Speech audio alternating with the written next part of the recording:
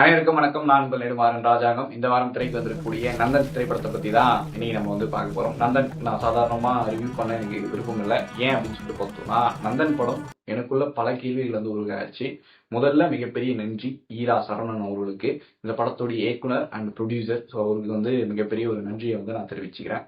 ரொம்ப இயல்பா அவரு டைட்டில் கார்ட்லயே போட்ட மாதிரி, அதாவது படம் ஆரம்பிக்கிறதுக்கு முன்னாடி போட்ட மாதிரி மிகைப்படுத்தியோ இல்லைன்னா வந்து நடக்காத சம்பவத்தை அவரா வந்து இது பண்ணியோ இந்த காலகட்டத்தில் எல்லாம் நடக்குமா அப்படின்னு நம்ம வந்து கேட்டிருப்போம். ஸோ அதையெல்லாம் தாண்டி கைப்பிடிச்சு கூப்பிட்டு போயிட்டு இப்படியும் இன்னமும் இன்றைக்கும் இருக்கு அப்படின்றது வந்து ரொம்ப இயல்பா வந்து சொல்லிட்டு போயிட்டார். போட்டியே இல்லைன்றது பெருமை இல்லைங்க, போட்டி போடுற ஜனநாயகம் தான் பெருமை.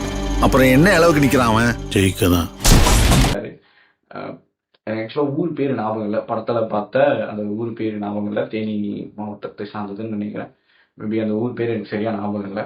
பட் கதையா அவர் சொல்ல வந்த அந்த விஷயம், கதையா அவர் சொன்ன விஷயம் ரொம்ப முக்கியமானது. அந்த சாதிய மனப்பான்மை, அதாவது ஆதிக்க சாதி தன்னை தானே நினைச்சிட்டு இருக்கவங்க இங்க மக்கள் மீது எந்த அளவுக்கு வந்து ஒரு ஒடுக்குமுறையை வந்து பண்றாங்க. அது ரொம்ப இயல்பா அவங்க வந்து தினந்தோறும் அது வந்து பண்ணிக்கிட்டே இருக்காங்க. அது சரி அப்படின்ற ஒரு இடத்துல இருந்தே பண்ணிட்டு இருக்காங்க அப்படின்ற கேள்வி நமக்குள்ள அந்த தெரியும் போது நமக்குள்ள வந்து ஒரு பெரிய கேள்வி எழுந்துகிட்டே இருக்கு. பல சீன்ஸை வந்து சொல்லிக்கிட்டே இருக்கலாம். நந்தன்ல வந்து எல்லா சீனுமே வந்து எனக்கு அப்படியே கண்ணுக்குள்ளே நிற்கிது அப்படின்னு தான் சொல்லணும். அது வந்து அவர் பிரசிடென்ட்டா ஆகிறதுக்கு ஒரு ஐடியாலஜி பண்ணி அங்கே ஒரு அரசியல் பண்ணுவார், அதுவாகட்டும். இல்லைனா அது ரிசர்வேஷன் தொகுதியாக, அதாவது அவருடைய ஊர் ரிசர்வேஷன் தொகுதியாக மாறின அப்புறமா ஒரு எஸ்சி எஸ்டி கேண்டிடேட் தான் வந்து நிற்கணுங்கும் போது அவங்கள இவர் சொல்றதை யார் கேட்பா அப்படின்ற ஒரு பர்சனாலிட்டியை சூஸ் பண்றதா இருக்கட்டும்.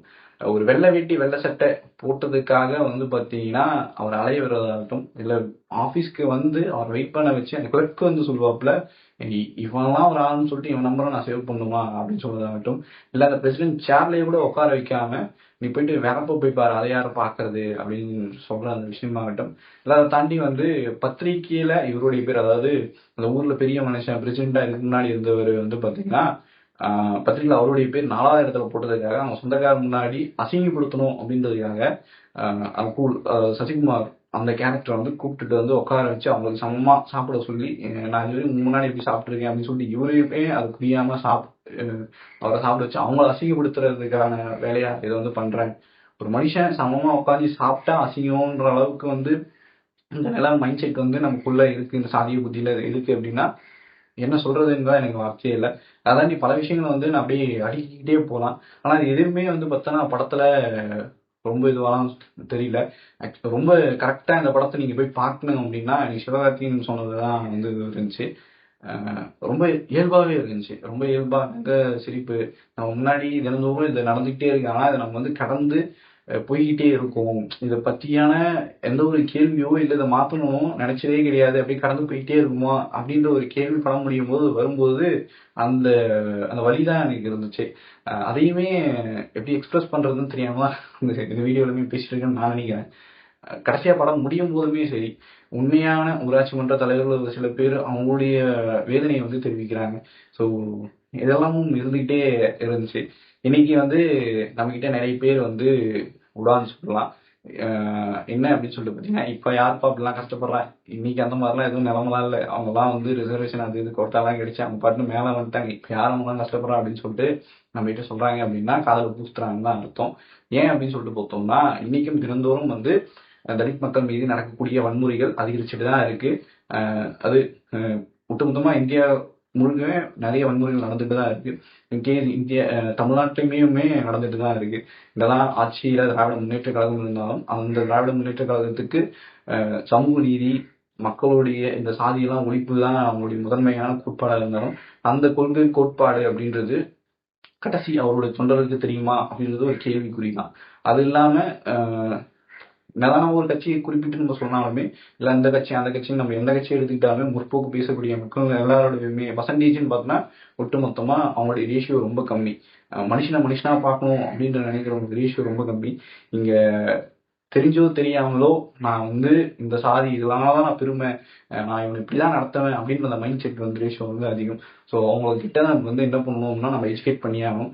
திரும்ப திரும்ப இந்த விஷயத்த பேசி மனுஷனா மாற்ற வேலையெல்லாம் நான் ஈடுபடணும் அப்படின்னு சொல்லிட்டு தான் நான் நினைக்கிறேன். அண்ட் தென் இந்த படம் எப்படி சொல்றது, ரொம்ப இதுவா இருந்துச்சு. பல வழியில வந்து பேசியிருந்துச்சு. அவ்வளோ ஏற்படுத்துச்சு. அந்த ஒரு தாக்கம் வந்து ஏற்படுத்திட்டே இருந்துச்சு. சிவகார்த்திகேயன் அண்ணன் சொன்ன மாதிரி எல்லாம் இது ஒரு நல்ல படம். நீங்க போயிட்டு பார்க்கும்பொழுது உங்களுக்குமே இந்த இது வந்து மாறும். இந்த படத்தை பார்த்துட்டு ஏதோ அதாவது ஒரு சில டேரக்டர்ஸ் வந்து இருக்காங்க இன்னைக்கு நம்ம தமிழ்நாட்டுல. நான்லாம் ஹாலிவுட்டுக்கே சவால் விடுவேன். இந்த சீரியஸை நான் எடுத்தேன்னா அப்படியே எடுத்து முடிச்சிருவேன் அப்படின்லாம் சொல்லிட்டு சில தற்கொலை மண்டங்கள் சுத்திட்டு இருக்கும்.